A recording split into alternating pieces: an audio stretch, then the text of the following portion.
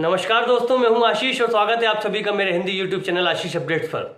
दोस्तों, आज की जो अपडेट मैं आप लोगों के लिए लेकर आया हूं बहुत महत्वपूर्ण अपडेट है। बहुत ही महत्वपूर्ण क्यों है?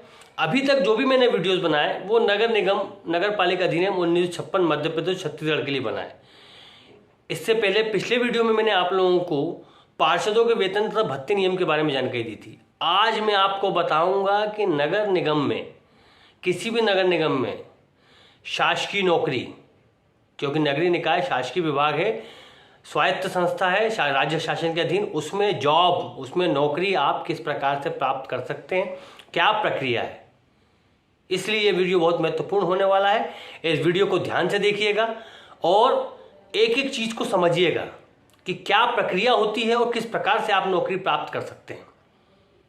चलिए चलते हैं वीडियो पर और बात करते हैं, आपको जानकारी देते हैं। इधर उधर की कोई बात नहीं, सीधे काम की बात। लेकिन मेरा निवेदन है, मेरी रिक्वेस्ट है, अभी तक अगर आपने मेरे चैनल को सब्सक्राइब नहीं किया, लाइक नहीं किया, शेयर नहीं किया, सबसे पहले सब्सक्राइब कीजिए, लाइक कीजिए, शेयर कीजिए। साथियों, नगर निगम में, चाहे वो कहीं का भी नगर निगम हो, किसी भी राज्य का हो या मध्य प्रदेश छत्तीसगढ़ का ही हो, उसमें नौकरी प्राप्त करने की 3 प्रक्रियाएं हैं। उसमें जो नौकरियां रखी जाती हैं वो 3 प्रक्रिया से रखी जाती हैं। पहली प्रक्रिया जो है वो है सीधी भर्ती, डायरेक्ट भर्ती जो निकाली जाती है। दूसरी प्रक्रिया है पदोन्नति, यानी कि प्रमोशन, ऑलरेडी कोई नौकरी कर रहा है उसका प्रमोशन हो जाए। तीसरी प्रक्रिया है प्रतिनियुक्ति, इसका मतलब किसी अन्य विभाग से, शासकीय विभाग से आवश्यकता अनुसार कर्मचारी को अपने विभाग में बुला लेना और उससे उसी सेवाओं के हिसाब से काम लेना, उसको उतना भुगतान करना। उसकी सेवाएं उसी विभाग की मानी जाएंगी लेकिन वो काम नगर निगम में करेगा। तो ये 3 प्रक्रियाएं, सीधी भर्ती, प्रतिनियुक्ति और पदोन्नति। प्रमोशन के माध्यम से आप, पदोन्नति के माध्यम से, प्रमोशन के माध्यम से आप, या प्रतिनियुक्ति के माध्यम से आप, या फिर सीधी भर्ती के माध्यम से आप नगर निगम में नौकरी प्राप्त कर सकते हैं। ये सीधी भर्ती की प्रक्रिया क्या होती है? साथियों, नगर निगम का जो सक्षम अधिकारी है, जो कि बड़े नगर निगम में आयुक्त होता है या कहीं ऊपर चीफ एग्जीक्यूटिव ऑफिसर सीईओ बनाए जाते हैं, वो होता है। तो जो आयुक्त होता है वो जिले के स्थानीय रोजगार कार्यालय से अपनी आवश्यकता अनुसार कि कितने पद पर उसको नियुक्ति निकालनी है और किस पद के लिए कितनी योग्यता आवश्यक है, कितनी आयु आवश्यक है, कितना वेतनमान रहेगा, ये सभी चीज़ों के बारे में एक प्रोफार्मा बनाकर जिला रोजगार कार्यालय को भेजते हैं और वहाँ से उस प्रोफार्मा पर फिट बैठने वाले पात्र अभ्यर्थियों की एक सूची मांगते हैं रोजगार कार्यालय से कि कौन कौन पात्र है। इसके साथ में ही सीधी भर्ती के लिए कम से कम 2 न्यूज़पेपर में, 2 समाचार पत्रों में नौकरी के लिए विज्ञापन, पूरी आयु, योग्यता, क्या अर्हताएँ हैं, किस प्रकार से आपको जॉब मिलेगी, ये पूरी डिटेल के साथ 2 विज्ञापन में एड भी निकालते हैं, पेपर विज्ञापन देते हैं और रोजगार कार्यालय से सूची भी मांगते हैं। जो सूची प्राप्त होती है और जो आवेदन आपको आते हैं उसमें फॉर्म भरने के बाद में, आपको अगर समय मिला तो आप फॉर्म भरेंगे और सूची वहाँ से प्राप्त हो जाएगी। तो उनमें से पात्र अभ्यर्थियों की सूची निकाली जाती है और फिर नगर निगम, स्थानीय निकाय जो है या जो सक्षम नियुक्ति अधिकारी है, वो इस बात का निर्णय करता है कि ये जो भर्ती प्रक्रिया है ये किस प्रकार से की जाएगी। लिखित एग्जाम लिया जाएगा या मौखिक साक्षात्कार लिया जाएगा या दोनों लिए जाएंगे, ये निर्धारण करते हैं और ये बताया जाता है अभ्यर्थियों को। उसके बाद से जिस प्रकार की भी प्रक्रिया होती है, लिखित तो लिखित एग्जाम लिया जाएगा, मौखिक तो मौखिक साक्षात्कार लिया जाएगा, दोनों है तो दोनों लिए जाएंगे। और उसके बाद एक वरीयता सूची बनेगी, प्रावीण्य सूची इसको कहते हैं, मेरिट लिस्ट, कि किन किन लोगों को सिलेक्ट किया गया, किन किन लोगों को नियुक्ति के लिए पात्र पाया गया कि सर ये इन लोगों ने जवाब दिए हैं और इन लोगों ने लिखित एग्जाम क्लियर किया या इन लोगों ने साक्षात्कार क्लियर किया। जैसी प्रक्रिया वो आपने पास की, उसकी एक सूची बनती। जितने पद हैं उससे डबल सूची बनाई जाती है हमेशा, ये नियम में। उसके बाद क्या होता है, जब ये सूची बन जाती है तो फिर आपको उसके बाद वो बुलाते हैं, आपके दस्तावेजों की जांच करते हैं, आपके दस्तावेज जमा किए गए थे, आपके एग्जाम के समय दिए थे, उन दस्तावेजों की या साक्षात्कार के समय जो किए गए थे उन दस्तावेजों की जांच करते हैं, चरित्र सत्यापन करते हैं, पुलिस वेरिफिकेशन जो आवश्यक सरकारी नौकरी के लिए है, मेडिकल आपका होता है जो आवश्यक है, और उसके बाद आपके सारे दस्तावेज जमा करके आपको नियुक्ति का पत्र दिया जाता है। ये सीधी भर्ती की प्रक्रिया है। पदोन्नति में क्या होता है? पदोन्नति में कोई व्यक्ति नौकरी कर रहा है, उसको प्रमोशन दिया जाना है, लेकिन कैसे दिया जाएगा? यदि प्रथम श्रेणी अधिकारी है, ग्रेड 1 का अधिकारी है, तो ग्रेड 1 अधिकारियों के लिए मेरिट कम सीनियरिटी बनती है, सीनियरिटी के बेसिस पे मेरिट बनाई जाती है।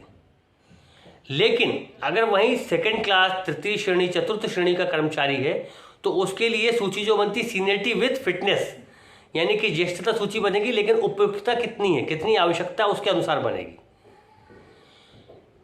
जब ये लिस्ट बनाई जाती है पदोन्नति की, तो उसमें भी सूची तैयार होती है, आरक्षण के अनुसार तैयार होती है। सीधी भर्ती में भी आरक्षण के अनुसार ही बताया था कितना आरक्षण दिया गया, सब सूची दी जाती है, अभ्यर्थियों को बताया जाता है। उसमें वेतनमान का वर्णन होता है, कितना वेतनमान दिया जाएगा। इसी प्रकार से पदोन्नति की जाती है, तो पदोन्नति के लिए आपको पूरी सूची दी जाती है, उसमें लिस्ट निकाली जाती है कि कब से कौन कितना सीनियर है, किस पद पर है और किस पद के हिसाब से उसको कितनी सीनियरिटी दी जाना है। लेकिन वो कैसे नापते हैं? जिस दिन व्यक्ति की नियुक्ति होती है, जिस दिन से भी नियुक्ति होती है शासकीय विभाग में, उस दिन से आपका नियुक्ति मान लिया जाता है। उसी दिन से आपकी सीनियरिटी, आपकी वरिष्ठता, आपकी ज्येष्ठता की काउंटिंग की जाती है, गणना की जाती है कि कितने समय में आप वरिष्ठ हो जाएंगे। ये पूरा उसमें कैलकुलेशन होता है उसी आधार पर, और फिर आरक्षण के आधार पर कि पदोन्नति में कितने पदों पर आरक्षण है, कितने प्रतिशत कितनों को दिया जाना है, वो सूची बनाकर पदोन्नति की जाती है। फिर प्रतिनियुक्ति का नंबर आता है। प्रतिनियुक्ति में किसी अन्य विभाग से, मान लीजिए इंजीनियर्स की आवश्यकता है, तो पीएचई हुआ, पीडब्ल्यूडी हुआ, इस तरह के विभागों में इंजीनियर्स होते हैं, वहाँ से इस विभाग को आवश्यकता अनुसार पत्र लिखा जाता है और मांग की जाती है कि ये इंजीनियर्स हमको चाहिए, और वहाँ से वो अपने शर्तों के हिसाब से, उन वेतनमान के हिसाब से यहाँ पर आते हैं और उनको उस पोस्ट के हिसाब से वेतनमान मिलता है। सेवा उनकी उसी विभाग में रहती है जहाँ पर वो रिटायर भी उसी विभाग से होंगे, लेकिन काम यहाँ पर करेंगे, नगर निगम में करेंगे। ये हो गई प्रतिनियुक्ति की प्रक्रिया। अब जब सीधी भर्ती है, सीधी भर्ती में आपने देखा, मैंने आपको बताया कि एग्जाम दिया आपने, पेपर में विज्ञापन आ गया, सारी चीज़ें हो गई, सूची लग गई, आपको नियुक्ति हो गया है। लेकिन आपको नियुक्ति पत्र मिलने के बाद आपकी नियुक्ति फाइनल नहीं मानी जाती। यहाँ पे एक बड़ा क्लॉज फंसाते हैं शासकीय विभाग वाले, जो आजकल सभी शासकीय विभाग में, चाहे वो केंद्र की हो चाहे राज्य की। परिवीक्षा, परिवीक्षा अवधि क्या होती है कि आपको नियुक्ति मिली, उसके बाद से 2 वर्ष के समय तक आपको परमानेंट नियुक्ति नहीं दी जाती, आपका कार्यकाल देखा जाता है। उस कार्यकाल में आपका काम कैसा है, अगर कोई विभागीय ट्रेनिंग आवश्यक है तो उस कार्यकाल में आपको ट्रेनिंग प्रदान की जाएगी, वेतन भत्ते मिलेंगे, लेकिन वो ट्रेनिंग प्रदान की जाएगी, और वो परीक्षा अवधि में आपके चरित्र का सत्यापन किया जाएगा, आप किस प्रकार से काम करते हैं, और वो अवधि पूर्ण होने के बाद ही आपको परमानेंट नियुक्ति का स्टेटस मिलेगा। लेकिन कई बार ऐसा होता है, नियुक्ति अधिकारी है, उसके हाथ में यदि वो चाहे तो इस 2 वर्ष की परिवीक्षा अवधि को 1 वर्ष तक और बढ़ा सकता है, यानी कि 3 वर्ष का कर सकता है।